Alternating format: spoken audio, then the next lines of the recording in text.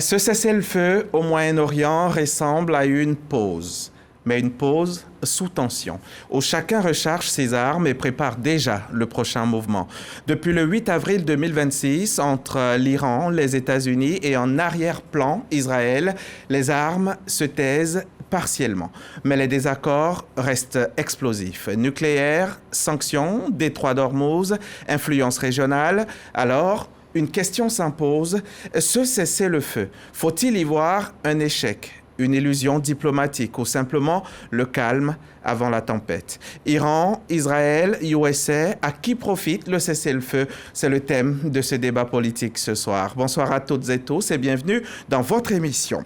Mes invités sont Barthélémy Kwame, journaliste, analyste géopolitique. Bonsoir Barthélémy. Bonsoir Hamza. Bienvenue sur notre plateau. C'est moi qui vous remercie. Valentin Mbougang est avec nous également. Bonsoir Valentin. Bonsoir. Vous êtes journaliste spécialiste en relations internationales. Et puis Lanciné Bakayoko, notre journaliste économique qui est avec nous. Bonsoir Lanciné. Bonsoir Diaby. Et Hyacinthe Nogbu, professeur des universités. Bonsoir professeur. Bonsoir monsieur Bienvenue sur le plateau de RTI 1. Officiellement, un cessez-le-feu est en vigueur au Moyen-Orient, mais sur le terrain, les tensions restent vives, les positions inchangées et les méfiances intactes. Entre frappes indirectes, démonstrations de force et négociations au point mort, cette trêve interroge. S'agit-il d'un aveu d'échec collectif ou d'une pause stratégique pour mieux se réorganiser? Un début de réponse avec ce reportage de Siaka Kone.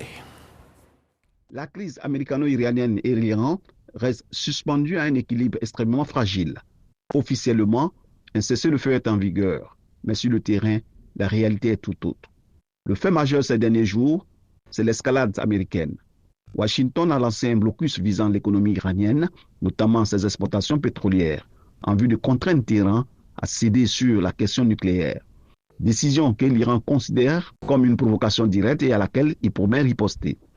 Dans le même temps, les négociations sont dans l'impasse. Aucun compromis en vigueur, aucun accord durable à l'horizon. Résultat, le cessez-le-feu tient, mais il est sous pression. Et le risque d'un basculement rapide vers une nouvelle phase de confrontation reste élevé. Plus que jamais, la région évolue entre accalmie précaire et menace d'embrasement. En définitive, le cessez-le-feu ne serait-il pas un aveu d'impuissance collective des différents belligérants dans cette guerre aux multifacettes? Après plus d'un mois d'escalade, Barthélémy Kwame, c'est à vous que je vais m'adresser. Ce cessez-le-feu est arraché, on va dire, sous médiation étrangère. Est-ce que c'est la preuve que personne n'est capable de gagner cette guerre? Oh non, moi, ce n'est pas la lecture que je fais. Ce sont les États-Unis qui peuvent gagner. Non, je ne dirais pas ça non plus. La lecture que je fais, et je me base sur les faits aussi, le président Trump a donné un ultimatum. C'est quoi un ultimatum? Il a fixé un délai pour qu'on trouve un accord. Et c'est au bout de ce délai qui a été plusieurs fois repoussé, c'est au bout de ce délai que le cessez-le-feu a été obtenu. Et le cessez-le-feu est le découlement de ce qu'il y a eu un accord. Et l'accord, c'est un accord de principe pour négocier. Et donc, c'est pas, le débat n'est pas est-ce que quelqu'un peut gagner. Évidemment, les États-Unis, en termes de puissance, sont plus puissants que l'Iran. Mais ce n'est pas de cela qu'il s'agit.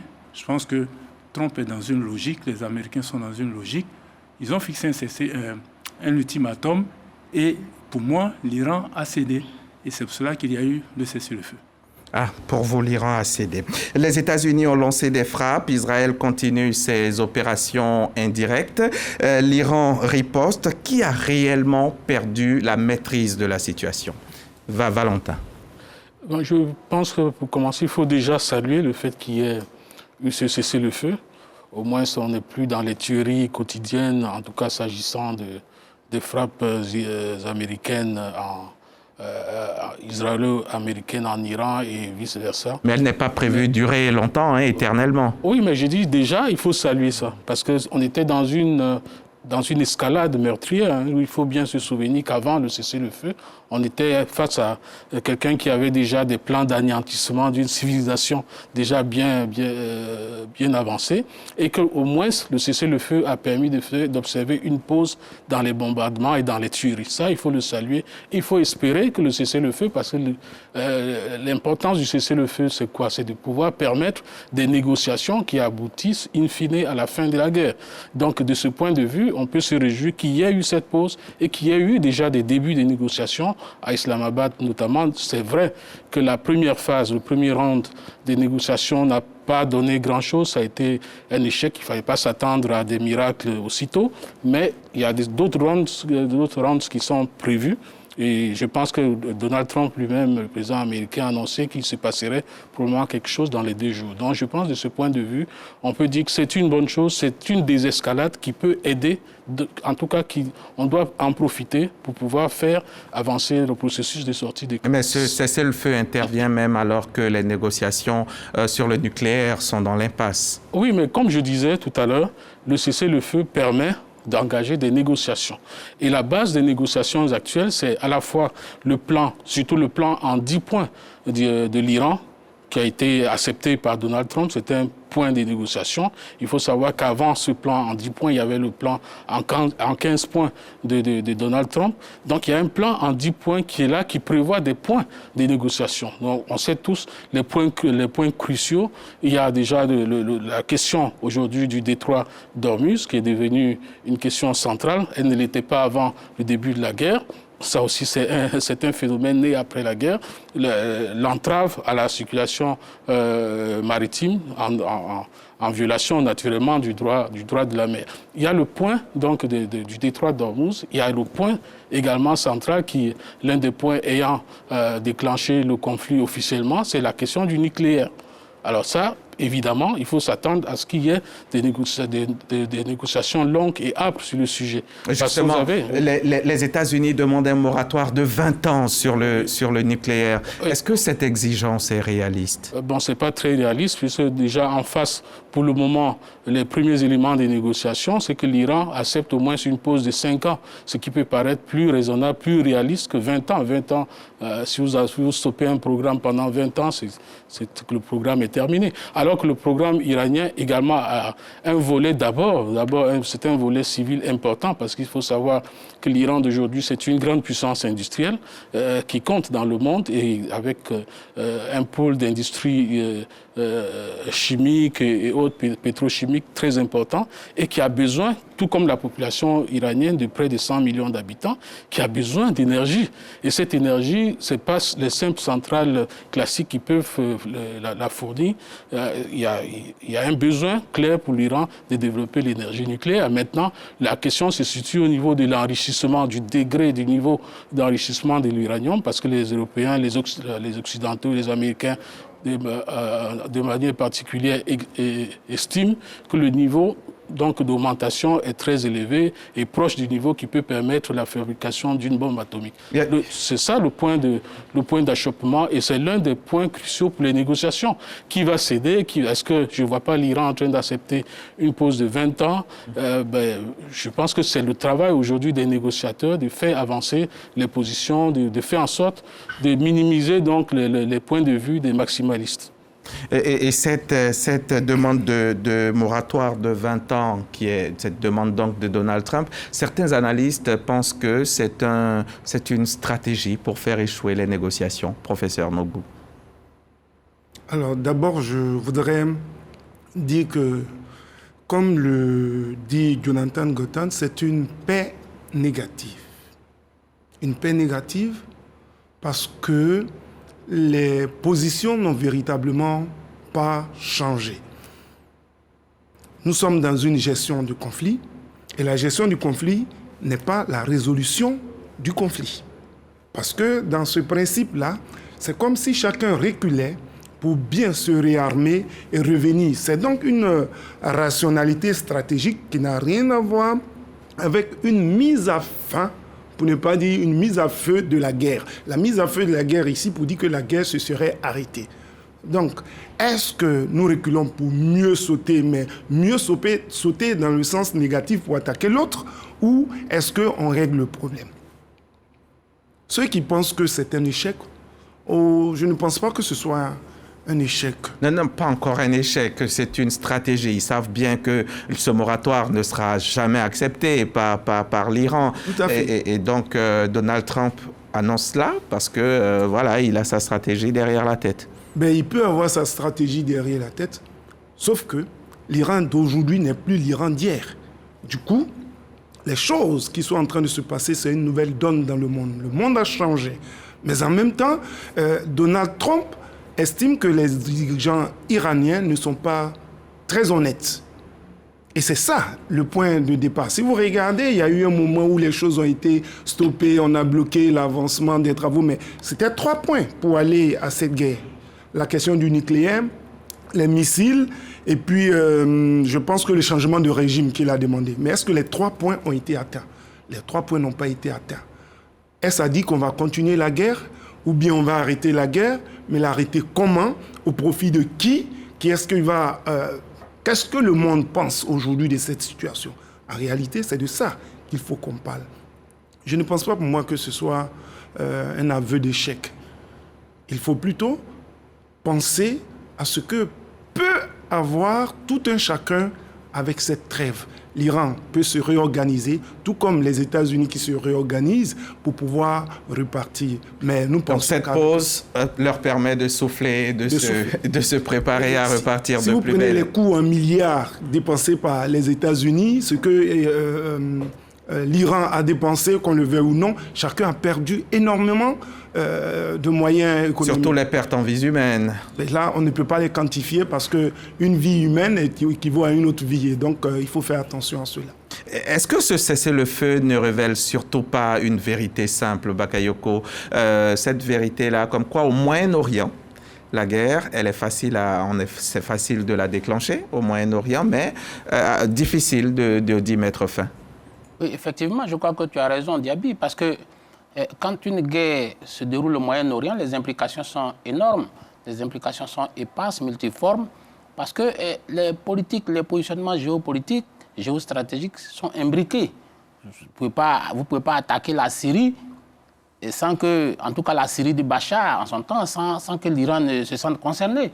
Vous ne pouvez pas attaquer le Yémen sans que l'Iran ne se sente concerné. Vous ne pouvez pas attaquer le Hamas sans que l'Iran ne se sente concerné et vice-versa. Vous ne pouvez pas attaquer l'Iran sans que le Hezbollah ne se sente concerné. Et vous ne pouvez pas non plus attaquer Israël sans que les États-Unis n'y mettent le nez.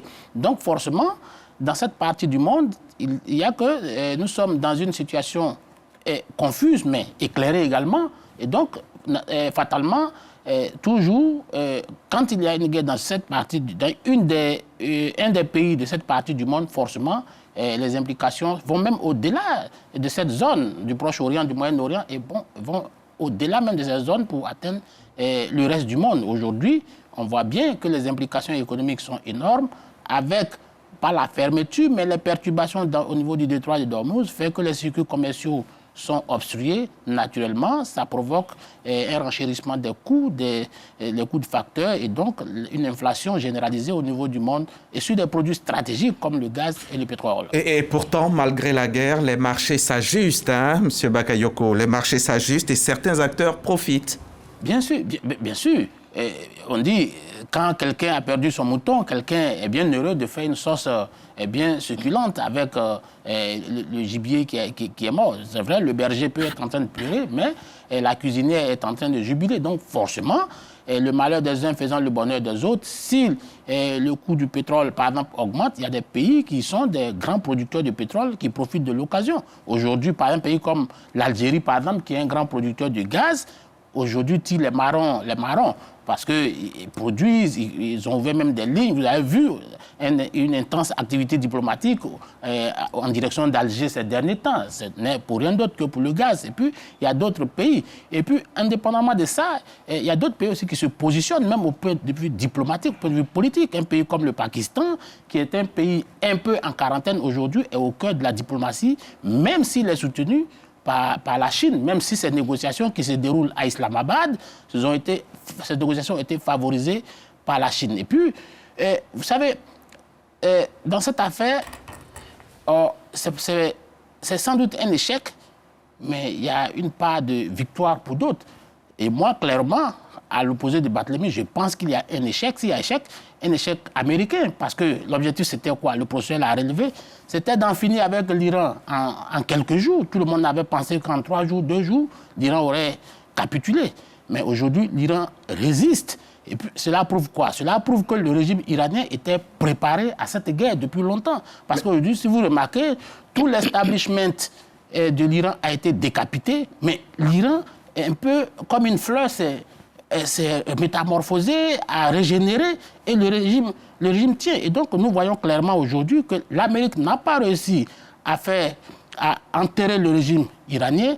Mieux, il n'a pas aussi, aujourd'hui, malgré ses menaces, n'a pas réussi à prendre le contrôle du détroit d'Ormuz. Et donc, je pense qu'aujourd'hui, très clairement, on va vers non seulement une victoire, même diplomatique de l'Iran, même, on va dire, politique, parce que d'un point de vue intérieur, les Iraniens aujourd'hui commencent à prendre de la vigueur, de la force, prendre de l'assurance, parce qu'eux-mêmes, je crois qu'au début de la guerre, avaient estimé qu'on ferait d'eux une bouffée, mais très clairement aujourd'hui, l'Iran a résisté à cette furie, et je crois que ça donne une certaine fierté nationale au peuple iranien. Mais est-ce qu'on peut quand même parler d'échec quand on voit que l'économie mondiale, elle s'adapte à la situation? Oui, mais si l'économie mondiale s'adapte à la situation, ça veut dire que d'un point de vue stratégique, l'Iran est un pays puissant, un pays qui compte. Ça veut dire que tout ce qui touche à l'Iran touche au monde. Et donc, les regards ne seront plus les mêmes vis-à-vis de l'Iran, que ce soit du côté des États-Unis que du reste du monde.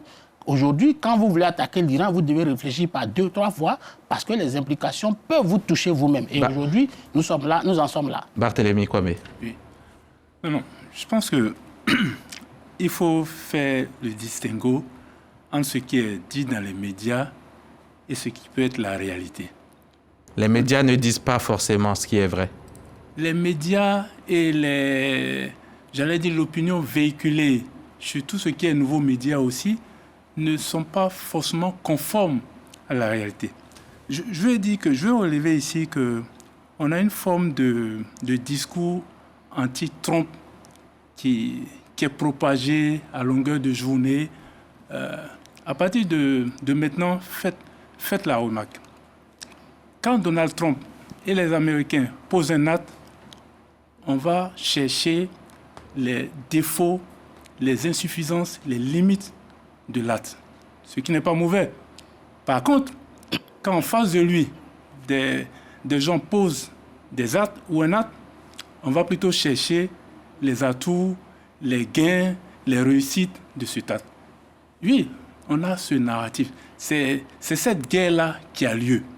Parce que pour revenir à ce cessez-le-feu, pendant plusieurs semaines, Donald Trump a dit « Nous allons frapper plus fort si l'Iran ne fait pas ça. » À l'approche, il se rend compte que l'Iran n'a pas encore fait.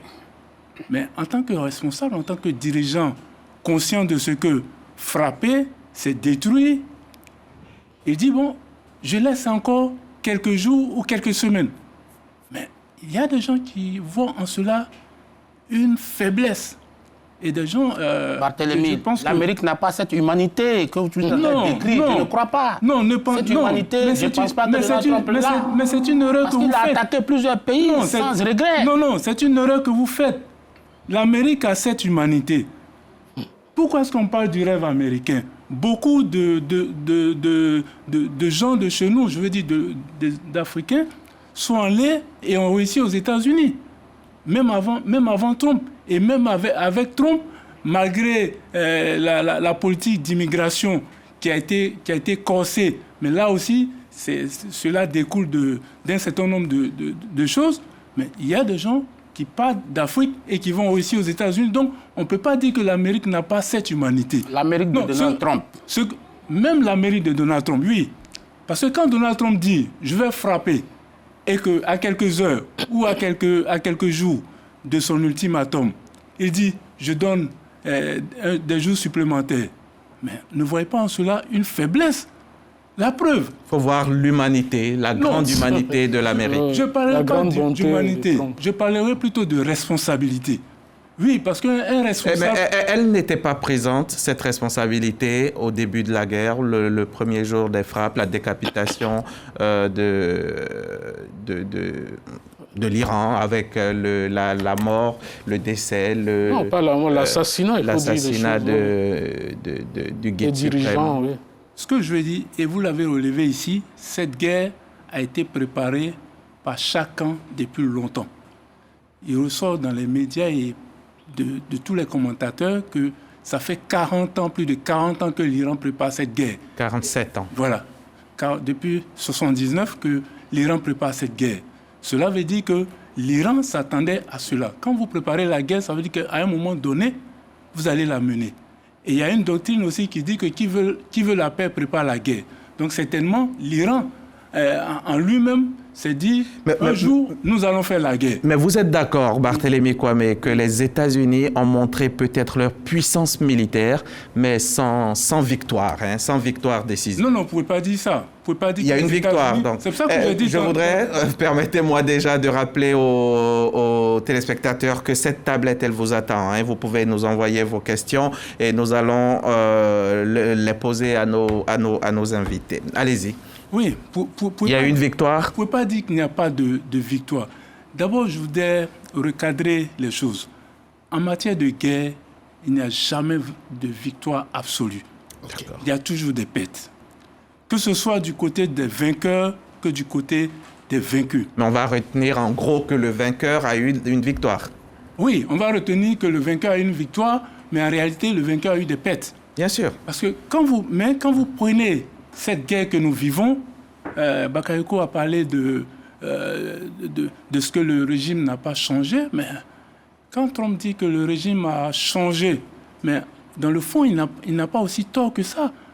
Parce que ce ne sont plus les mêmes dirigeants. Non, c'est une question idéologique. Oui, c'est une question idéologique. Voilà. Mais moi, je ne veux pas me positionner uniquement sur l'idéologie. C'est là où il y a problème. Et ce que moi je constate, c'est que Trump est dans l'action, est dans le concret, alors que beaucoup de gens sont dans l'idéologie, et pour eux-mêmes, la mort ne leur fait pas peur. C'est-à-dire que quand quelqu'un menace, il dit, bon, je menace de détruire ça, ça et ça, les gens disent, mais ça ne nous fait pas peur. Au point où on va ramasser des populations pour les présenter comme des boucliers. On appelle cela la résilience. Non, ce n'est pas de la résilience. C'est la résistance. C'est aussi du terrorisme. Parce que le kamikaze qui va faire exploser une activité, un bâtiment, ou qui va dans des rassemblements, qui fait exploser sa ceinture en se sacrifiant lui-même, mais on dit que c'est un terroriste. Est-ce que vous comprenez? Au nom d'une cause. Donc je pense que quand vous êtes en guerre, à un moment donné, vous devez pouvoir mesurer vos forces et vos faiblesses. Et normalement, quand les États-Unis vous disent arrêtez de faire ça parce que nous allons passer à la vitesse supérieure, si vous ne pouvez pas militairement faire face à cela, vous abdiquez. Mais vous ne pouvez pas aller chercher... Valentin Mbogang, il a fallu une médiation extérieure pour aboutir à ce cessez-le-feu. Oui, absolument, parce que les belligérants, connaissant leurs positions radicales d'un côté comme de l'autre, ne pouvaient pas parvenir d'eux seuls. Et connaissant aussi la personnalité assez trouble de Donald Trump, qui est au centre du conflit, qui a déclenché le conflit, on ne pouvait pas s'attendre à ce qu'il y ait des initiatives porteuses émanant des deux belligérants. Donc, comme c'est le cas lors des conflits, eh bien, les belligérants sont dans une situation d'extrémisme telle qu'il faut des forces extérieures capables de pouvoir amener les uns et les autres à la raison. Et c'est ce que fait le Pakistan depuis qu'il est sorti de l'ombre. Parce que vous savez, le Pakistan, Bakayoko l'a dit tout à l'heure, a été mis en quarantaine pendant un bon bout de temps. C'était également un élément infréquentable pendant un certain temps, jusqu'à ce qu'il y ait ce rapprochement avec les États-Unis, le rapprochement également du Pakistan. Le Pakistan étant déjà assez proche de l'Iran. Vous savez aussi, pour des raisons aussi de politique intérieure, parce qu'il y a une forte minorité chiite qui est au Pakistan. C'est pratiquement, quand on dit minorité, bon, il faut relativiser, parce que c'est pratiquement 40 millions de chiites qui sont au Pakistan. Donc il y a eu cette proximité d'Islamabad avec à la fois l'Iran et les États-Unis et l'Arabie saoudite aussi, qui fait en sorte que le Pakistan est sorti de l'ombre. On parlait des acquis de cesser le feu. Voilà un grand vainqueur de cette guerre. Est-ce que vous pensez que le Pakistan s'auto-désigné? Je n'ai pas dit ça. Voilà, oui. M. Bakayoko était en train de dire que le Pakistan a été pistonné par la Chine. Oui, pour pouvoir. Ouais, mais pourquoi c'est le Pakistan qui l'a été? C'est ce que je suis en train de dire. Oui. Pourquoi est-ce que c'est le Pakistan qui est mis en avant? Parce que c'est un médiateur accepté à la fois par les États-Unis et par les deux belligérants. C'est ça. Ma lecture, c'est que quand il y a ce genre de conflit, à un moment donné, tous les belligérants essaient de regarder aussi le côté diplomatie. Alors chacun va appuyer là où on peut négocier. Et je pense que si le Pakistan est médiateur, c'est parce que les deux ont pu intervenir. Non, simplement les deux. Écoute, Baté, c'est simplement les deux. L'Égypte. Oui, mais les deux. Les deux ont accepté. Oui. C'est ça, dans toute guerre, c'est comme ça. Quand il faut en sortir, il faut trouver comme médiateur. Si le médiateur n'est pas accepté par l'une des parties, ne serait-ce par l'une des parties, ça ne va pas loin. Et c'est pour ça que le Pakistan est mis en avant à cause, en tout cas en raison de sa proximité avec les deux grands belligérants. Il n'y a pas une belligérance non plus avérée entre le Pakistan et Israël. Donc, on comprend bien que si c'était la Chine qui s'était mise en avant, par exemple, ça aurait été plus difficile parce que l'un des combats des États-Unis, que ce soit de l'administration actuelle ou des administrations précédentes, c'est la Chine. Comment contenir la Chine? Comment contenir l'avancée de la Chine? C'est ça le point focal de la politique américaine depuis au moins 20 ans aujourd'hui. Alors, donc, le Pakistan est là à essayer une médiation grâce à sa proximité avec les belligérants. Il faut espérer que ça donne. Les premiers rounds de négociations n'ont pas abouti, mais il faut espérer que les uns et les autres, parce que dans une telle démarche, dans ce processus, il faut également que d'autres personnes interviennent en dehors d'Islamabad. On a bien vu qu'il y a des initiatives informelles qui sont prises, que ce soit par certains États européens et autres, par exemple pour négocier une liberté de circulation dans le détroit d'Ormuz. Donc il y a des initiatives qui doivent venir de partout pour pouvoir justement soutenir ce programme, ce plan de négociation à Islamabad et faire en sorte qu'on sorte de la guerre.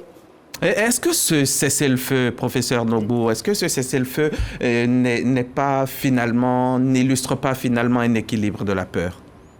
Déjà, il faut comprendre que en tout combat, quel que soit, je vais employer une forme d'euphémisme, on ne mange jamais, même un tout petit oiseau, on ne le mange pas avec ses plumes.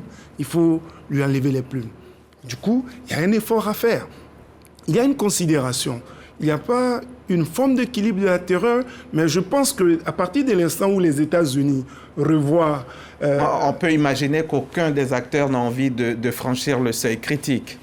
C'est en cela que je parle d'équilibre de la peur. Tout à fait, je suis d'accord avec vous, mais le seuil critique, c'est d'apporter ou de faire intervenir les différents alliés pour qu'il y ait une forme d'embrasement total. Et donc, personne ne le veut, parce que chacun sait combien de pertes... Les États-Unis ont perdu des soldats, ont perdu des avions, ont perdu, sinon pas perdu, ils ont beaucoup de soldats qui sont blessés. Ça ne se sait pas, mais toutes ces choses-là, c'est des vies humaines. Il ne faut pas forcément y croire. Barthélemy Kwame a dit que tout ça n'est pas réel. Non, s'il s'agit des pertes iraniennes, c'est réel. Ouais. Non, s'il s'agit des pertes des Américains, c'est les médias. C'est pas comme ça qu'il faut voir la chose. Il va terminer. Professeur Nogbou va terminer. Alors, la difficulté dans un conflit, c'est que, observez que nous sommes partis de 1950 à la création de l'État d'Israël. 47. Je vais dire, à partir de 1950, l'État de l'Iran reconnaît l'un des tout premiers États, j'allais dire islamiques ou bien musulmans à reconnaître Israël. Mais avant ce régime. Avant ce régime. Mais après, à l'arrivée, à la chute du Shah, et que quand interviennent les mollahs et autres, ça devient difficile. Donc, comment Sommes-nous passés d'une forme d'acceptation à un refus? Avec cette histoire des 50 Américains détenus après la crise de l'intervention, c'est tous ces éléments-là qui l'ont fait. Mais aujourd'hui, je voudrais préciser que tout le monde gagne et tout le monde perd. Mais à la limite, personne ne gagne. Tout le monde a perdu. Le pétrole a augmenté d'un dollar au moins en Europe. 100 $ aujourd'hui, on va y revenir. Est-ce que finalement ce conflit ne confirme pas la fin des guerres classiques qu'on gagnait militairement comme ça? Les États-Unis y allaient en excursion, selon l'expression du président Trump. Mais on a trouvé une résistance. Ouais. Du coup, j'ai dit selon son expression. Alors que selon Barthélemy, il aurait dû capituler directement. Mieux, certaines personnes pensaient de l'autre côté que la Russie allait faire d'une bouchée l'Ukraine. Ça n'a pas été ça. Je vais dire qu'au-delà d'avoir un penchant ou de pouvoir soutenir un État ou d'être même Vance qui est l'un des grands ténors de ces chrétiens qu'on appelle évangéliques, proches de Trump, n'est pas d'accord aujourd'hui avec cette guerre. Ça ne veut pas dire qu'il ne fallait pas la faire ou bien mais il fallait simplement avoir des mécanismes pour pouvoir continuer dans ces accords qu'on avait plutôt que d'aller à cette guerre qui, en mon sens, ne devrait pas être. On pouvait éviter cette guerre-là. Toutes les guerres peuvent être évitées. Et je pense que là, c'est une forme d'équilibre. Je n'avais pas dit de la terreur, mais une forme d'équilibre des forces. Barthélemy va réagir là-dessus.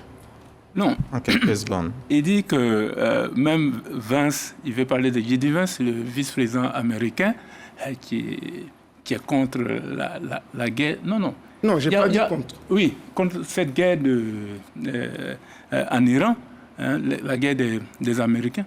Non. Ce que je dis encore, il y a beaucoup de campagnes qui sont faites autour de Vance qui disent qu'il est contre la guerre, il n'est pas d'accord avec Trump. Non. Est-ce que Vance, le vice-président américain, s'est déjà prononcé dans un discours ouvertement contre cette guerre ou pas? Non. Et d'ailleurs, c'est lui qui a été envoyé pour négocier comme chef de file. Mais justement, oui. Ça fait partie des conditions que...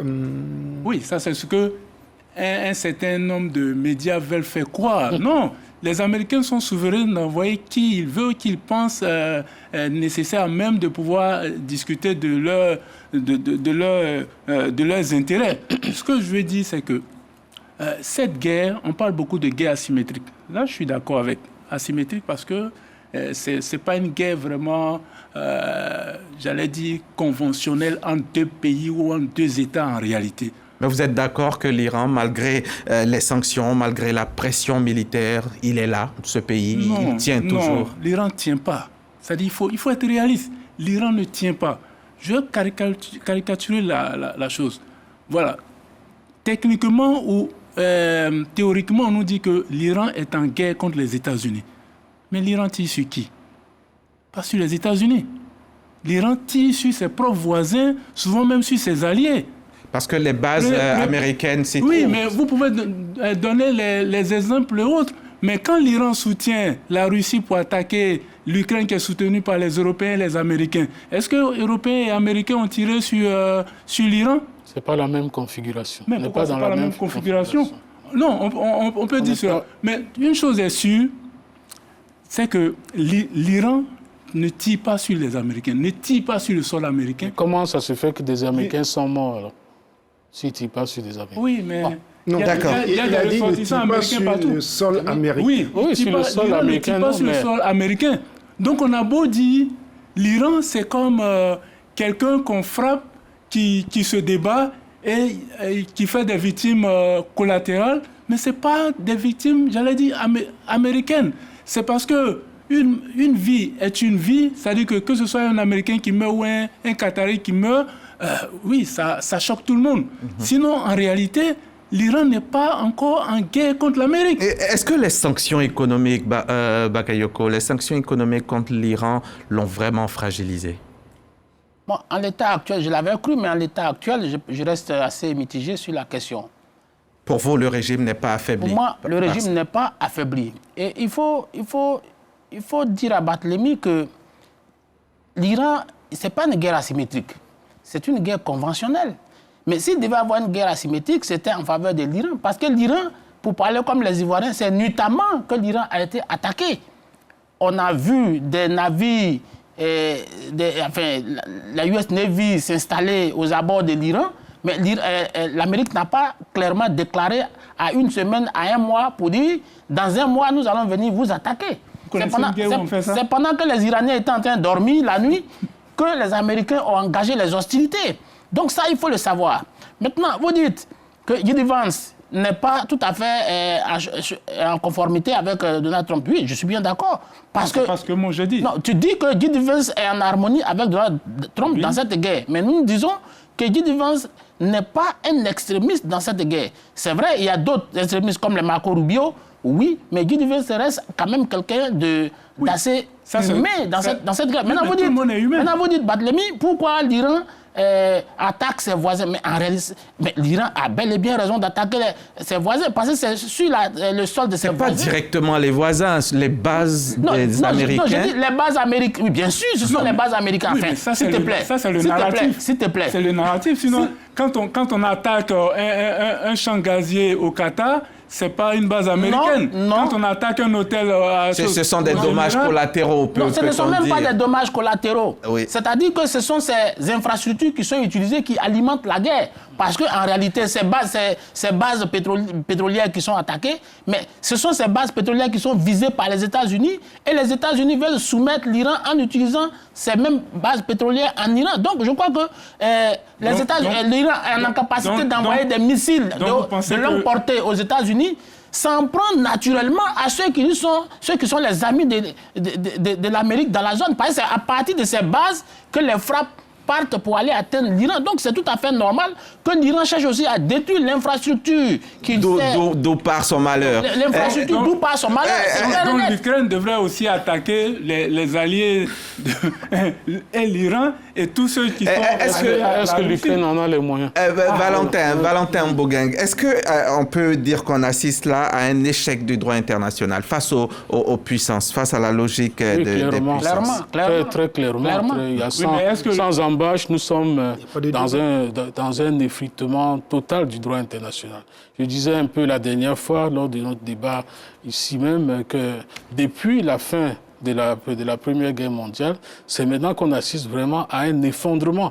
En tout cas, depuis Trump, pour parler plus récemment, à un effondrement total du droit international où c'est la loi de la force qui s'impose. C'est la loi du plus fort. Si je suis puissant, je peux aller enlever le président vénézuélien toujours nuitamment. Je peux, si j'ai Pourquoi les moyens... vous insistez sur nuitamment? Vous pensez que les États-Unis ne pouvaient pas faire tout cela? Non, tout simplement parce que vous savez... Si les États-Unis étaient sûrs de leur force, ils auraient déclaré la guerre clairement. Vous connaissez une guerre qu'on a déjà déclarée?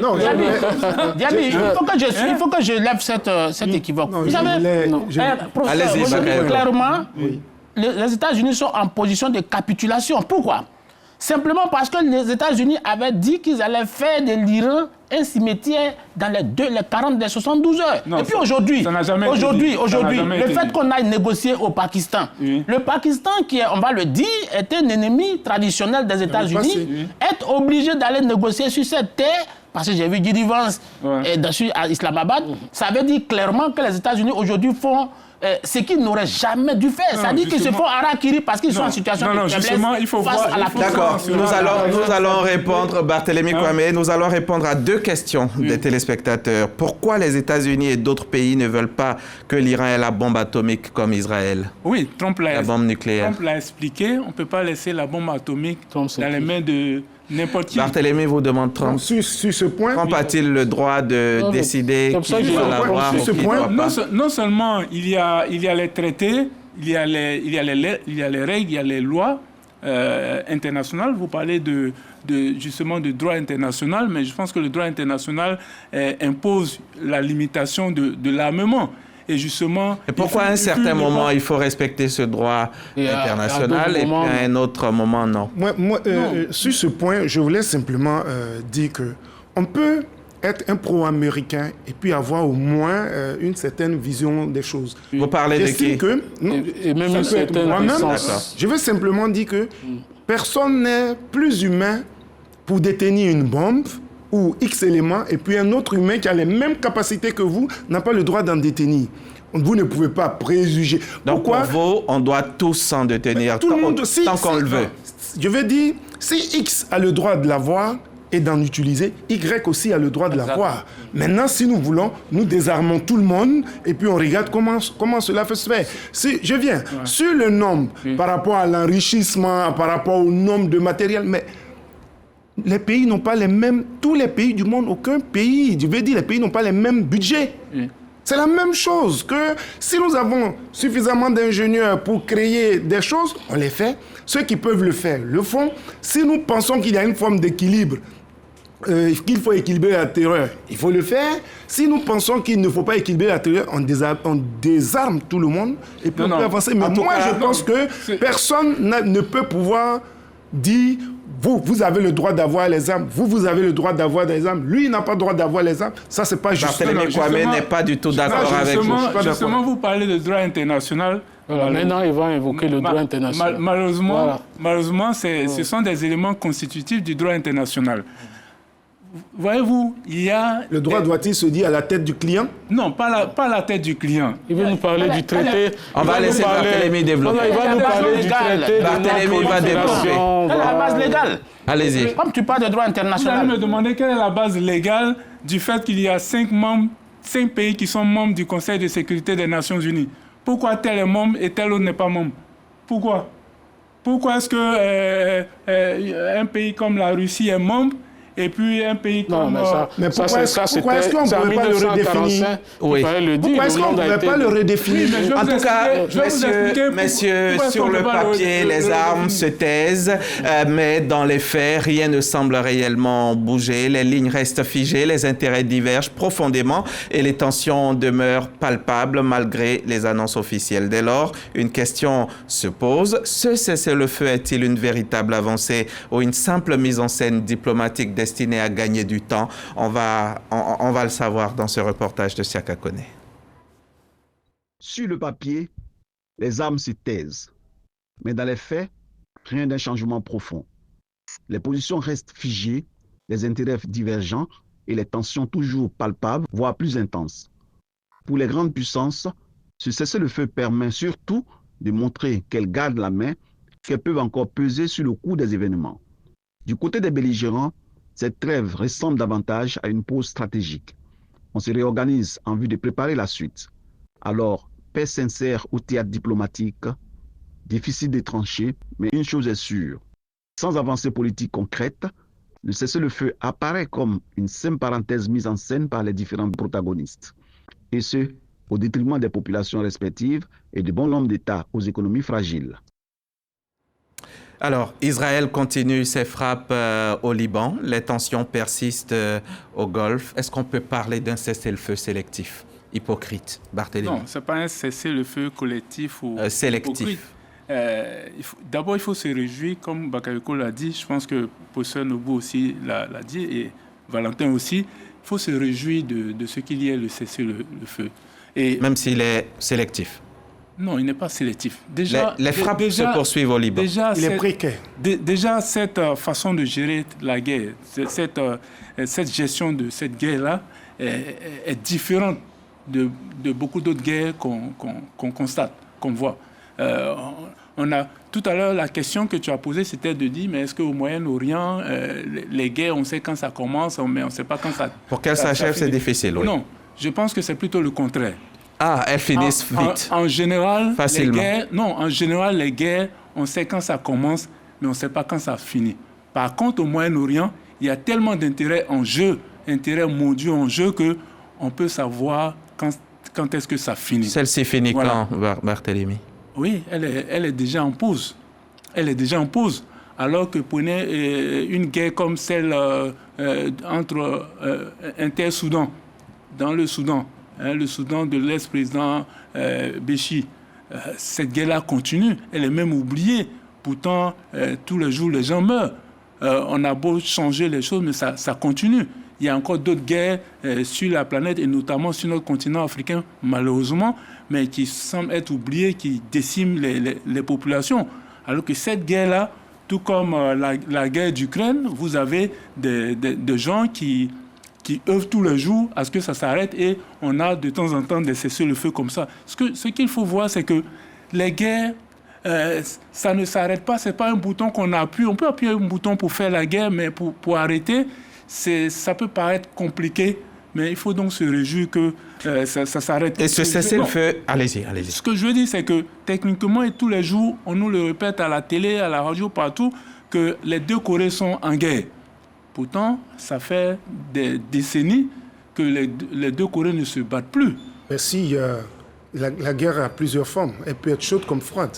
Oui, voilà. Elle peut être chaude comme elle peut être froide, mais ce que je veux surtout relever, c'est que le monde est en perpétuelle compétition. Et si les gens acceptent de s'armer, de préparer la guerre ou d'acheter des armements, c'est qu'ils préparent la guerre, c'est qu'à un moment donné, ils sont tentés de l'utiliser. Voyez-vous, il y a des salons de l'armement à travers le monde. C'est une industrie comme les autres. Oui. Maintenant, je suis heureux que vous parliez de compétition et non de conflit. C'est différent. Oui. La compétition n'est pas forcément un conflit. La compétition n'est pas forcément un conflit, mais malheureusement, face à certaines contraintes, face à certains challenges et défis, il y en a qui arrivent à passer, à transformer ce qui aurait pu être juste une compétition à un conflit. C'est ce que nous constatons. Vous parlez d'une pause et vous vous en réjouissez, je l'entends bien. Mais le blocus du détroit d'Ormuz par les États-Unis, par l'Amérique en pleine trêve, n'est-ce pas une contradiction flagrante de tout cela? Non, ce n'est pas une contradiction. Les États-Unis prennent l'Iran à son propre piège. L'Iran prétend avoir bloqué le détroit d'Ormuz. Les Américains disent, OK, tant que vous le bloquez, vous-même, vous ne passez pas, et tant que vous empêchez... 2 navires sont passés mais ces dernières heures. Tout ça aussi, c'est de la... 2 navires iraniens. Oui, tout ça aussi, c'est de la responsabilité. Si c'est vrai... Je pense aussi que c'est une question d'humanisme de Donald Trump qui a laissé passer... À la grande humanité. Il faut que... Je sens un brin d'ironie, monsieur le professeur. Moi, je ne parle pas d'humanisme, mais moi, je parle de réalisme. Il n'y a pas d'ironie dans ce que je dis. Je ne parle même pas de vous, je parle de lui. Parce que le monde a besoin d'être alimenté. Oui. Et s'il bloque, ça va créer des problèmes. Moi, je dis, nous sommes en pause et il y a un blocus du détroit. Oui, mais vous acceptez que l'Iran impose un droit de passage, un péage au détroit d'Ormuz? Non. Tous ceux qui parlent... L'Iran dormait et des gens sont venus lui couper la tête. Est-ce que cela lui donne le droit de bloquer le détroit d'Ormuz? Ça lui donne tout de moins. Est-ce que ça ne lui donne pas le droit de se défendre autant qu'il peut? C'est un espace international qui appartient à tout le monde, qui n'appartient pas à l'Iran. Est-ce que ça ne lui donne pas tout du moins le droit de se défendre autant qu'il peut? Il fait avec peut-être ce qu'il a sous la main, non? Excusez-moi, Valentin, je ne voulais pas votre voisin, tout simplement parce que vous vous défendez. Allez-y, Valentin. La guerre, cette guerre, au moins, ça a permis de voir au moins 2-3 choses majeures, à mon avis. La première des choses, la guerre nous a permis de constater à nouveau la superpuissance américaine. Ça, il n'y avait pas de doute dessus. Même si Trump est un personnage qui aime bien le faire savoir, c'est nous les tout-puissants, on peut tout faire. Ça, c'est déjà le premier point. Mais également, le deuxième point que la guerre nous a permis de reconstater, c'est non seulement la résistance farouche, mais la résilience de l'Iran. C'est une civilisation multimillénaire qu'on ne peut pas abattre comme ça. Et justement, j'ai pas fini. Pour ma part, j'ai pas fini. Valentin va terminer. Je vais y arriver. Ne me coupe pas la parole. Alors, donc je disais, le deuxième point, c'est la résistance farouche et la résilience de l'Iran, qui est une civilisation multimillénaire que quelqu'un a prétendu pouvoir exterminer en une nuit. Vous voyez? Donc ça, aujourd'hui, on le voit très bien. Parce qu'il y a eu une forte erreur d'appréciation de la superpuissance militaire américaine qui pensait ne faire qu'une bouchée de l'Iran en 24 heures, 48 heures, 72 heures. Notamment grisé par le succès précédent déjà de juin dernier, où ils ont pu aller bombarder les sites nucléaires iraniens sans véritable réponse militaire. Grisé également par le fait précédent de la capture et de l'extradition aux États-Unis du président vénézuélien, et grisé également par le premier jour des conflits. Ils ont pu abattre d'un seul coup l'establishment, une bonne partie de l'establishment administratif et militaire iranien. Ils se sont dit, bon, on a coupé la tête, donc c'est fini. Mais c'est là où je parle de résilience. L'Iran n'est pas un peuple comme les autres. On a coupé la tête, on a tué telle personne, mais les autres ont repris de plus belle. Et non seulement ils ont repris de plus belle, mais ils sont même encore plus intransigeants que le vieux, parce qu'ils s'en gagarisent, ils sont contents, mais l'ayatollah, il avait quel âge? Un personnage, un octogénaire avec une santé déjà déclinante. Bon, on est fiers de l'avoir abattu, mais ceux qui ont pris la place par la suite sont encore plus exigeants, plus radicaux que lui. Vous voyez, donc ça, c'est le deuxième point que la guerre a assassiner un chef dans une guerre, assassiner un chef, c'est déjà un gros pas. Non, c'est déjà un grand pas. Et justement, ils ont été grisés par cela. C'est-à-dire, ils se sont dit, bon, du moment où on a assassiné la tête, c'est fini. Pour eux, c'était terminé. Donc, le reste, ça va suivre comme... Malheureusement, je suis en train de dire, la résilience, c'est de pouvoir... malgré les bombardements, ne pas faire ce que tu dis. C'est-à-dire que dès que vous êtes dans votre pays, quelqu'un qui est très fort arrive, il dit attention, je vais bombarder là, et puis vous aplatissez, vous dites pardon, on capitule. C'est ça, toi, c'est la responsabilité. Alors ça, c'est la couardise, c'est la lâcheté. Ouais.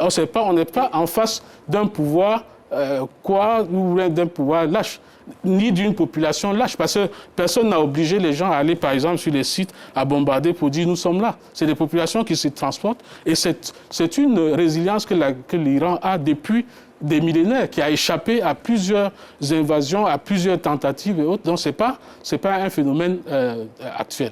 Ça, c'était le deuxième point. Le troisième point maintenant, s'agissant du cessez-le-feu auquel on est parvenu, ça montre bien l'hypocrisie de part et d'autre. Parce qu'il y a déjà on a le processus de négociation qui a été dédoublé. Vous voyez, c'est le même conflit pratiquement, mais ça a été dédoublé. On dit, bon, d'un côté, les États-Unis vont négocier avec l'Iran, et puis de l'autre, Israël, comme par pur hasard, saisit le moment pour dire, bon, on va faire des négociations directes avec le Liban. Parce qu'ils se disent que le moment est propice, l'Iran qui soutient le Hezbollah est affaibli, donc on peut aller faire également ce qu'on veut, transformer le Liban en un État vassal. C'est ça la situation aujourd'hui. Du coup, on a un cessez-le-feu très très fragile, où d'un côté, pendant le cessez-le-feu, Donald Trump estime qu'il peut entraver la liberté de circulation dans le détroit d'Ormuz sans problème, et de l'autre côté, Israël estime qu'il peut aller bombarder le Liban, annexer le sud du Liban comme ça lui convient et créer une zone tampon. Ce cessez-le-feu a été annoncé rapidement, médiatisé. Il y en a qui pensent que c'est plus une victoire de la communication qu'une avancée majeure. Non, c'est quand même... C'est vrai qu'il y a le côté théâtral, tout ça, mais c'est aussi arrivé à un moment où les belligérants avaient besoin d'une pause. Oui, et on ne va pas s'en lamenter. S'il y a une pause dans une guerre qui est dévastatrice, que ce soit au plan humain ou au plan même économique, eh bien, on est en droit de se réjouir de ce qui est le feu. C'est une avancée parce qu'au moins, les armes se sont tues depuis lors, pendant un certain temps, même si Israël décide également de bombarder le Liban à nouveau. Mais au moins, la grande guerre, ça s'est tué. Maintenant, c'est le problème qui se pose. Comme l'a souligné l'élément tout à l'heure, est-ce que c'est pas juste une pause stratégique ou bien pour se réarmer? Donc, il y a de tout cela. Nul ne peut donner une réponse précise à ce que sera l'avenir. Hamza, je pense qu'on Professeur Nobo, on revient à vous, M. Kwame. Je pense que toute pause, toute négociation dans une guerre, en dessous, il y a une stratégie. La négociation, elle est stratégique. Actuellement, nous avons les questions du marché. Les États-Unis ne veulent pas d'une guerre longue comme celle que la Russie ou bien celle qu'a été le Vietnam. Donc, stratégiquement, chacun veut quelque chose. Là, je pense, à mon sens, que le premier bénéficiaire à court terme, c'est déjà l'Iran. Le deuxième... Pourquoi? Parce qu'à court terme, c'est-à-dire l'Iran a le temps de souffler et de pouvoir se réorganiser. Les États-Unis aussi souffrent, oui. Israël également. Tout à fait. Mais Israël et les États-Unis, c'est un calcul pragmatique. Mais celui qui a plus même besoin un avantage de ambigu, c'est Israël. Mais les États-Unis, ils sont pragmatiques. Je ne pense pas que les Américains puissent accepter d'avoir une longue guerre. Il faut trouver le mécanisme de mettre fin à cette guerre-là. On a suffisamment détruit les éléments iraniens, même si on n'est pas allé au bout, comme je le disais, Barthélemy n'était pas d'accord, mais le régime n'a pas changé.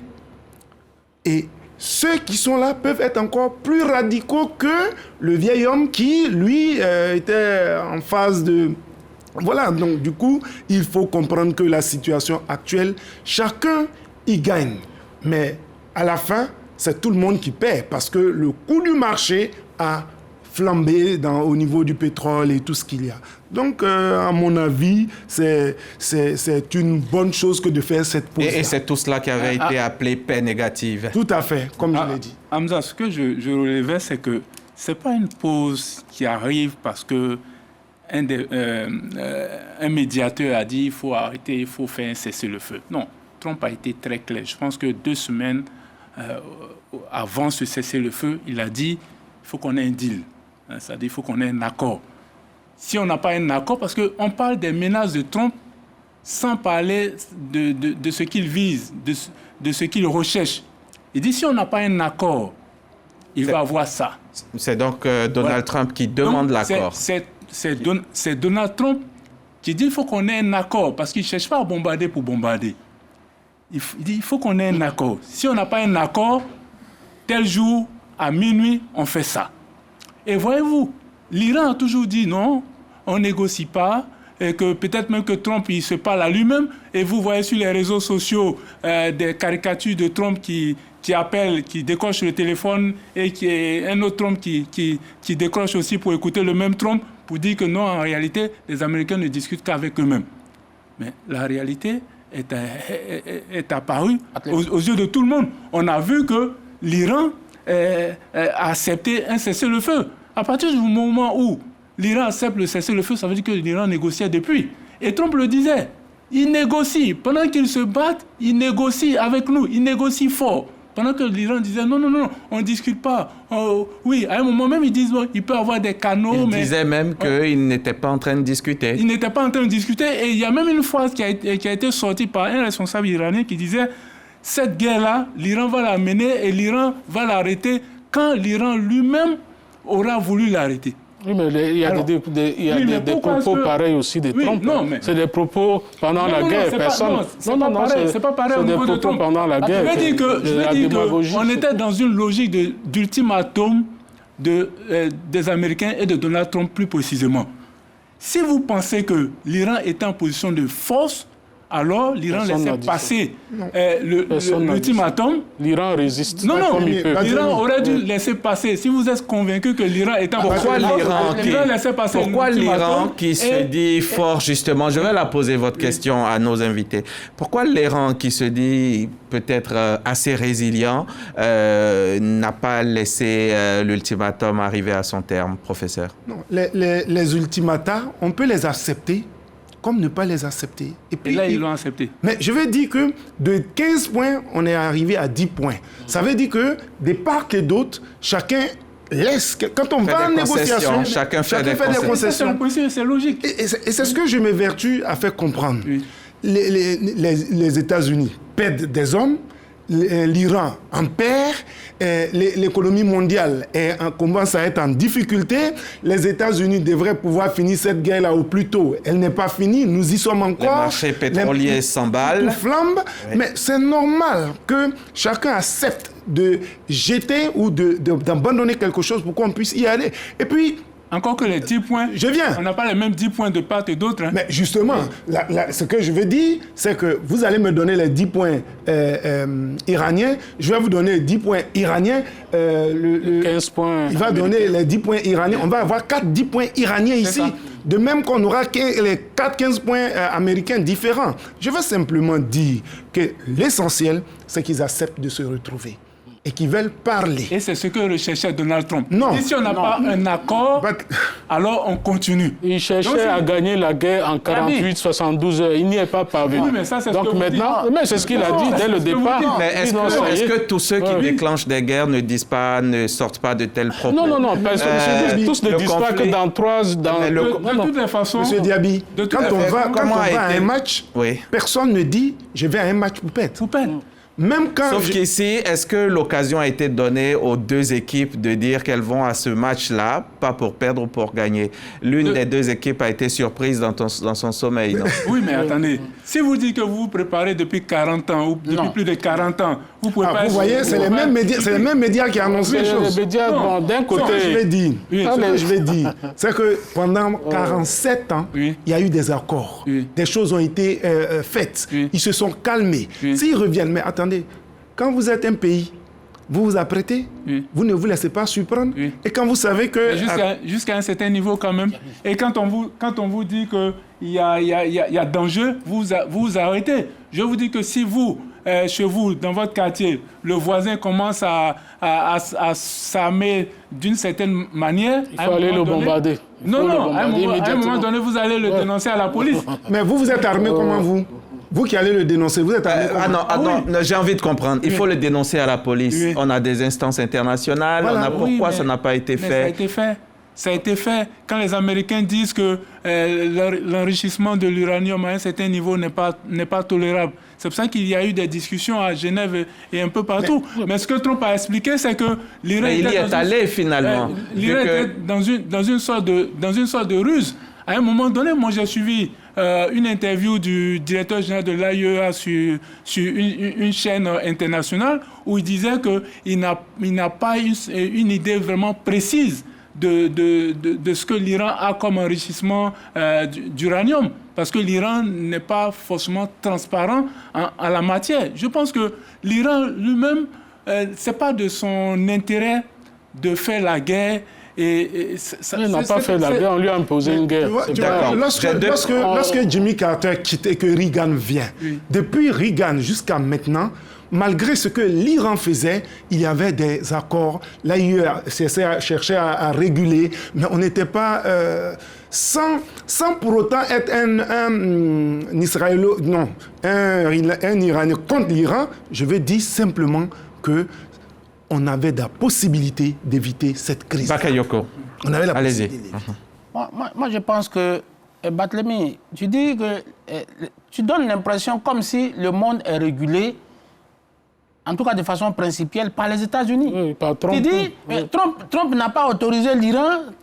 C'est qui Trump? Si on veut être pragmatique, on devait dire les instances internationales qui régulent le monde n'ont pas autorisé l'Iran à enrichir l'uranium. Ça s'entend.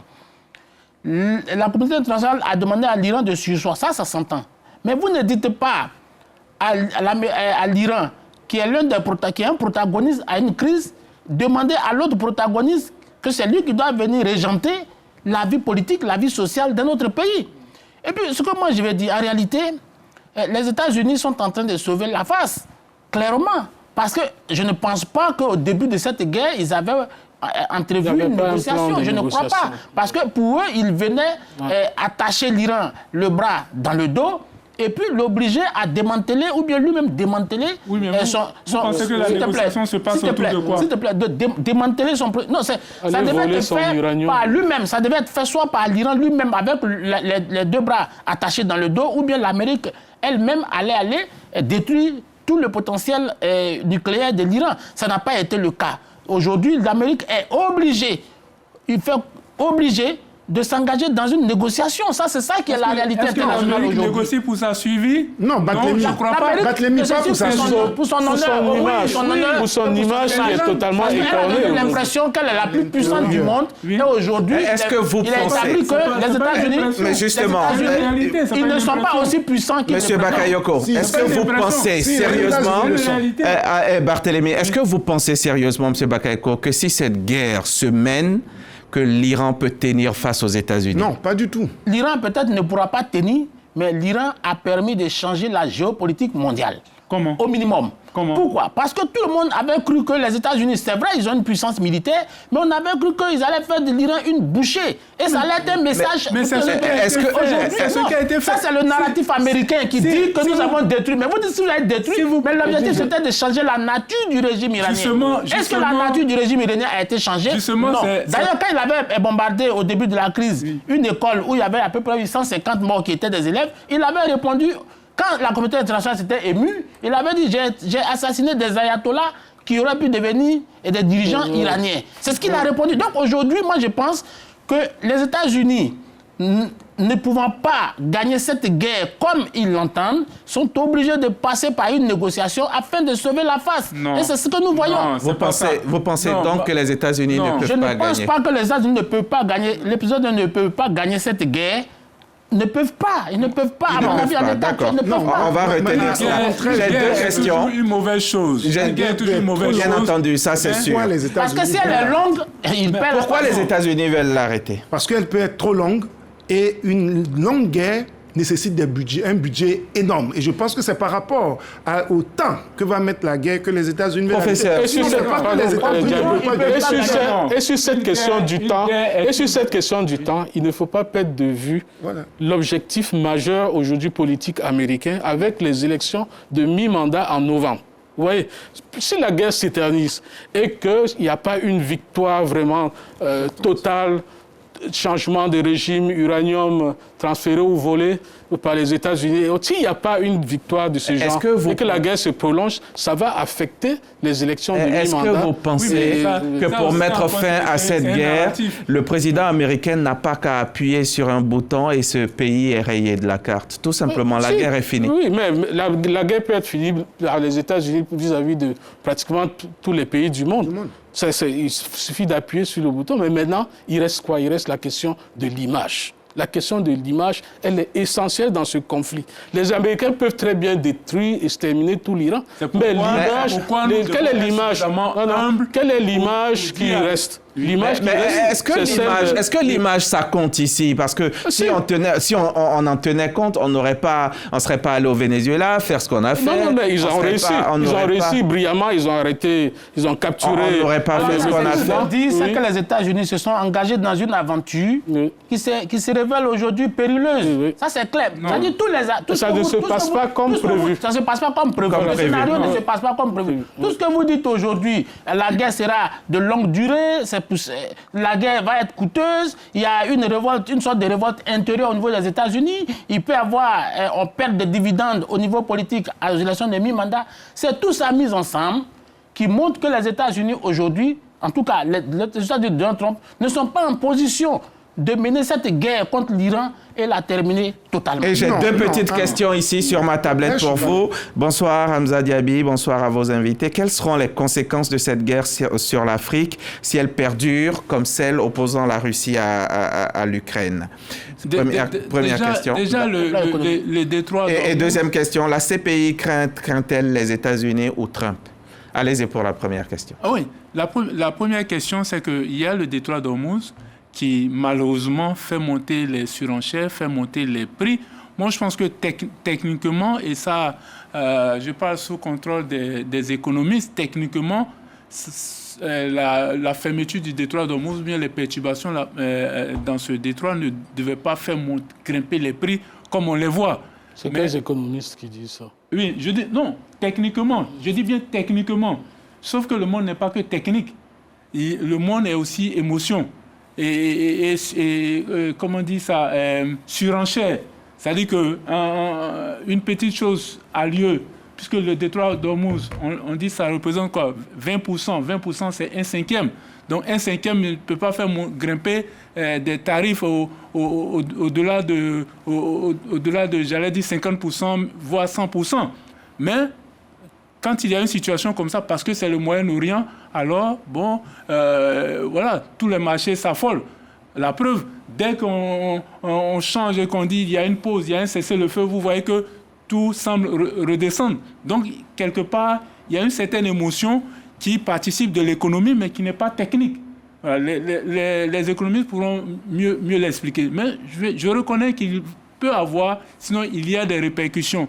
Tout à l'heure, j'ai j'ai des partenaires qui me disaient qui ont commandé des affaires, soit en Chine, soit ou dans la zone, mais que le bateau, on leur dit il faut un délai de 2 mois, peut-être même plus que ça, parce que vous savez que les bateaux, les bateaux font pratiquement, font des transits avant d'arriver chez vous. Le bateau ne quitte pas un point A pour venir directement au point B ou au point Z.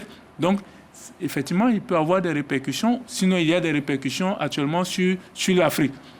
Sur la deuxième question, vous pouvez me la rappeler, s'il vous plaît, la deuxième question. La CPI craint-elle les États-Unis ou Donald Trump? Oui, la CPI craint les deux. Parce que ce n'est pas seulement Donald Trump. Avant Donald Trump, je pense que les Américains n'ont pas ratifié la CPI. C'est pas que la CPI les juge.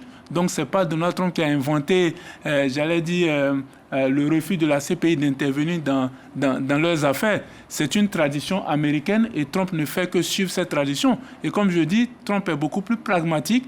Et donc, il fait valoir les intérêts américains de façon plus bruyante avec sa façon de faire. On peut l'aimer ou ne pas l'aimer, mais je pense que les Américains n'ont pas mieux, promoteur ou meilleur défenseur que Donald Trump. Pardon, la question c'était sur, je veux quand même qu'on soit précis, c'était les conséquences pour l'Afrique. Je pense l'Afrique et même la Côte d'Ivoire. Et même la Côte d'Ivoire, c'est ça la question. Tout à fait. Alors sur la question, il faut savoir qu'il y a quand même un rapport qui a été fait récemment, début avril, par 3 instances qui sont des instances crédibles, l'Union africaine, le Programme des Nations Unies pour le développement, la BAD et la Commission économique des Nations Unies pour l'Afrique. Il dit clairement que si la guerre se poursuit si on va à 6 mois, il y aura une perte réelle de croissance pour l'Afrique, d'au moins 0,6%, et avec une hypothèse pessimiste qui parle même de 1,2% de perte de croissance. C'est énorme. C'est énorme. On dit comme ça, on ne voit pas tout de suite, mais c'est énorme en termes de... C'est cela qu'il faut rappeler à Barthélemy que les 20% détenus par le Détroit d'Ormuz, il ne faut pas le voir en termes quantitatifs comme tel par rapport aux 80 qui restent. Et là, 0,8 et puis on passe à 1,2, mais ça représente normalement rien en pourcentage, mais quand vous les ramenez dans la balance de la vie humaine en Afrique, mais c'est énorme. Alors ça, c'est au plan de la croissance économique. Mais en même temps... Pardon, soyons précis. L'auditeur veut des réponses précises. Les téléspectateurs, j'ai dit des choses précises. Le rapport dit donc de 0,6 à 1,2% de perte de croissance par rapport aux prévisions qui ont été faites en début d'année. Ensuite, en détail, déjà, il y a au moins 29 ou 39 pays qui ont eu une chute de leur devise. 29 qui ont eu une chute de leur devise. Vous avez l'augmentation des coûts des intrants. On parlait des navires et tout ça. Quand ils doivent détourner les routes traditionnelles, il y a un surplus, que ce soit en termes de consommation de carburant, que ce soit même en termes du coût des polices d'assurance. Parce que comme la zone devient chrysogène et qui fait fuir les uns et les autres, donc naturellement les polices d'assurance coûtent plus cher et tout ceci va se répercuter sur le coût de la vie, l'augmentation même du coût des engrais et autres, la perturbation des zones. C'est vrai qu'il y aura quelques pays en Afrique qui vont en profiter, notamment les pays producteurs de pétrole qui vont en profiter donc de la hausse des prix, mais ils sont combien? Et puis il y a des pays, parce que pour contourner dans le détroit, les gens sont obligés de faire le détour vers le Cap de Bonne-Espérance en Afrique du Sud. Alors ces pays-là vont certainement les pays sur cette route, Afrique du Sud, île Maurice, le Moyen-Orient reste sous haute tension et l'avenir s'annonce incertain, alors que des discussions s'amorcent entre certains acteurs de la région. L'échec des négociations entre les États-Unis et l'Iran continue d'alimenter les inquiétudes. À cela s'ajoute le blocus du détroit d'Ormuz qui fait planer le risque d'une escalade aux conséquences régionales et mondiales vers une désescalade durable ou vers une nouvelle phase de confrontation. On en sait davantage avec ce reportage de David Soyo. Après l'échec des pourparlers entre les États-Unis d'Amérique et la République islamique d'Iran à Islamabad, la capitale du Pakistan, la crainte d'une nouvelle escalade de la violence prend forme dans le Moyen-Orient. Dans chaque camp, les menaces refont surface. Le discours devient offensif et les soldats en alerte. Autant d'éléments qui font craindre une reprise des affrontements entre la coalition américano-israélienne et l'Iran. Le cessez-le-feu est fragile parce que les enjeux sont costauds. D'abord, l'Iran qui ne veut pas reculer devant sa volonté d'avoir l'arme nucléaire, donc sa volonté d'enrichir son uranium pour avoir son arme nucléaire. L'Iran qui a ajouté le Liban dans ses revendications, alors qu'on sait que l'Israël ne va pas accepter cette donne d'étendre l'accord vers le Liban. Pour moi, quand on regarde aussi les doubles blocus, oui, on a intérêt à avoir peur. Dans cette crise, les points de divergence sont nombreux avec des enjeux colossaux. Entre autres, l'enrichissement de l'uranium iranien, l'arrêt des attaques contre le Hezbollah, pro-iranienne, et surtout la libération du détroit d'Ormuz, axe maritime sur lequel transite plus de 20% du pétrole mondial. L'armée américaine y a d'ailleurs installé un blocus. Cette action risque d'impliquer d'autres puissances dans cette guerre. Il y aura une confrontation des grandes puissances. Parce que le Golfe, la Chine, reçoit du pétrole de cette partie du monde. En ce moment-là, on va rentrer dans une déflagration monstrueuse. Quand on sait que la Russie et la Chine sont très alliés, y compris un certain nombre de pays aussi dans le sud, le Brésil, etc. Et surtout, quand on tient compte de l'antécédent qu'il y a eu au Venezuela, on peut aller dans une déflagration mondiale. Face à un cessez-le-feu fragile et en espérant une reprise des discussions entre la coalition américano-israélienne et la République islamique d'Iran, le Moyen-Orient et le reste du monde retiennent leur souffle. Valentin Bougueng, il y a la Chine, la Russie et d'autres puissances qui appellent à la désescalade. Est-ce que c'est un nouvel ordre mondial qui est en train de se dessiner? Bon, vous savez, depuis quelques années, au moins une décennie, il y a une reconfiguration de l'ordre mondial qui est en train de s'opérer. La reconfiguration a commencé même avant avec l'émergence d'autres puissances à côté des puissances traditionnelles. Aujourd'hui, il y a 20 ans en arrière, on ne parlait pas de la Chine en des termes similaires à ceux qu'on emploie aujourd'hui parce que c'était encore une puissance moyenne. Vous avez l'émergence des BRICS et autres qui transforment fondamentalement le monde sans que cela malheureusement ne se répercute sur la gouvernance mondiale. Et c'est ça un des problèmes auxquels le droit international est confronté aujourd'hui, parce que le droit international de l'après-guerre devrait subir notamment des réformes face à l'émergence de nouvelles puissances. Vous voyez par exemple que tout ce qu'on appelait le consensus de Washington, qui est à l'origine du FMI et de la Banque mondiale, est resté tel quel. Bien que ceux qui ont l'argent aujourd'hui ne sont plus forcément ceux qui l'avaient hier. Aujourd'hui, la Chine, c'est le matelas financier du monde. Et vous avez d'autres pays comme ça qui ont émergé et qui veulent une augmentation de leur part, par exemple, dans le capital du FMI, de la Banque mondiale, et c'est bloqué par les Occidentaux, menés par les États-Unis. Vous avez le Conseil de sécurité également qui est bloqué aux 5 membres, aux 5 vainqueurs de la Deuxième Guerre mondiale. Alors, malgré tout ce qu'on fait comme projet de réforme, ça n'aboutit pas. Parce que ceux qui sont bien installés, notamment les États-Unis, refusent, les Occidentaux refusent, y compris, ne serait-ce qu'une voie symbolique pour l'Afrique. Depuis qu'on en parle, ça n'aboutit pas. Et ce n'est pas prêt d'aboutir parce que ceux qui ont hérité, qui ont bénéficié depuis lors donc de l'ordre mondial, tel qu'il s'est dessiné après 1945, ceux qui ont bénéficié ne sont pas prêts à lâcher prise, pendant que ceux qui ont émergé cherchent par tous les moyens à créer, à défaut de transformer l'ordre tel qu'ils le veulent, ils créent carrément un ordre alternatif. Ça, on tend aussi vers cela. Donc il y a ces deux forces qui sont en parallèle aujourd'hui et qui font que la structure de la scène internationale n'est plus la même. Et on va, au fur et à mesure qu'on va y aller, sans réformer en profondeur les Nations Unies, il y aura toujours un hiatus et une émergence, une prolifération de guerres, en tout cas de comportements qui vont se faire en dehors du cadre mutualiste, en dehors du cadre multilatéral. Monsieur Bakayoko, est-ce que le risque d'une crise économique mondiale est réel? Bien sûr qu'une crise économique mondiale n'est pas à écarter.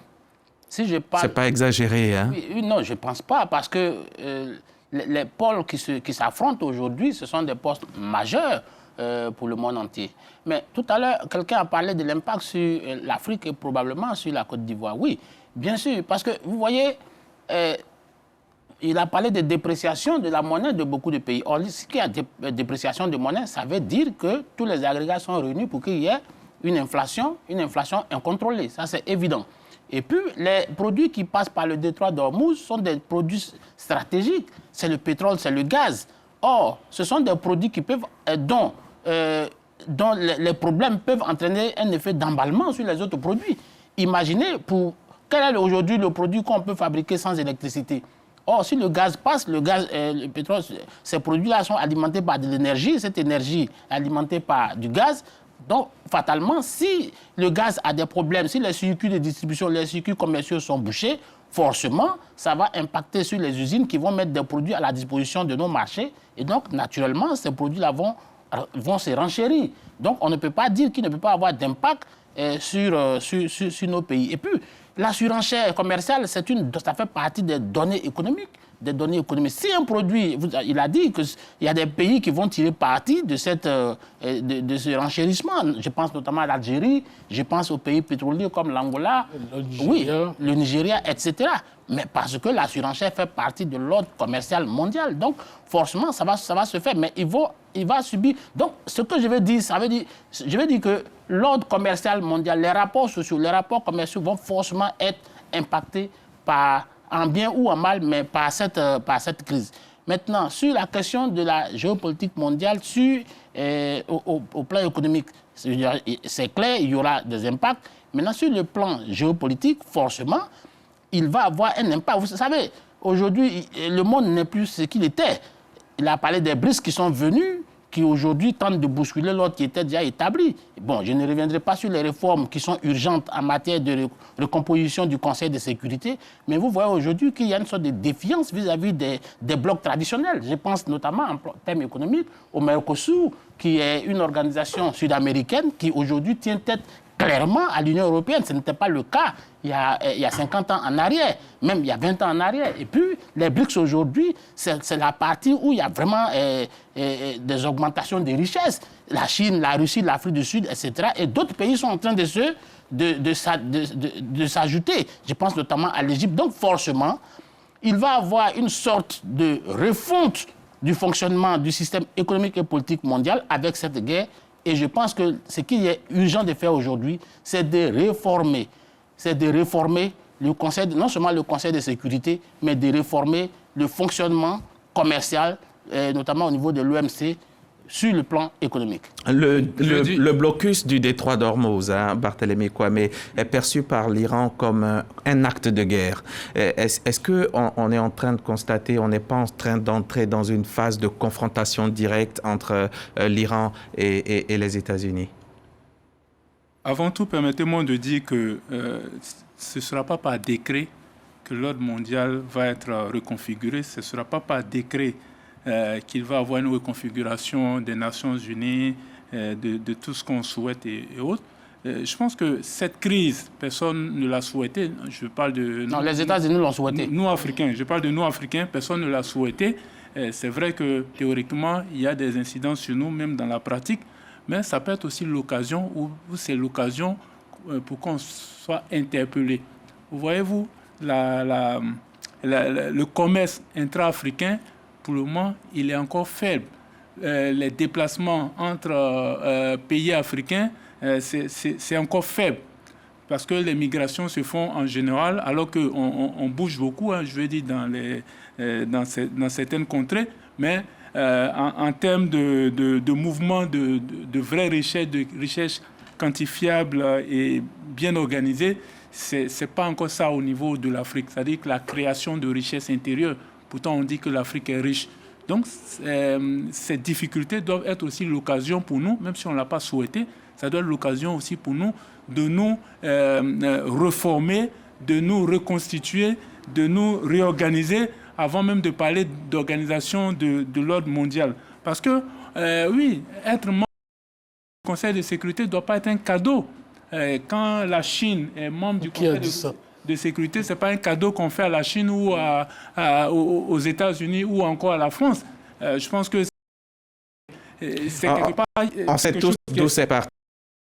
Est-ce que le blocus américain... Pour revenir au blocus américain, oui, mais on est déjà dans la confrontation. Direct, Iran, USA, Iran, États-Unis? Non, de toutes les façons, l'Amérique se pose en patron dans cette guerre. Puisque ce n'est pas l'Amérique que l'Iran attaque directement. Je parlais du territoire et autres. L'Amérique a fait la guerre en dehors de son territoire. Les bases américaines sont des intérêts américains. Ce sont des intérêts américains. Mais vous ne pensez pas qu'Israël peut entraîner les États-Unis dans une guerre directe contre l'Iran? Dans une guerre directe, comment? Qu'est-ce que l'Iran peut faire en plus de ce que l'Iran fait actuellement? De toutes les façons, je pense que ce soit les Européens ou toutes les nations sont édifiées maintenant. Quand les Américains et Donald Trump disaient que l'Iran est en capacité de frapper tel ou tel à telle portée, mais tout le monde disait non, c'est faux. Mais l'Iran fait un essai à lancer un missile à plus de 2000 km. Donc je pense qu'il faut que les gens comprennent que oui, il y a, puisque vous évoquez la question du droit international, il y a une limitation.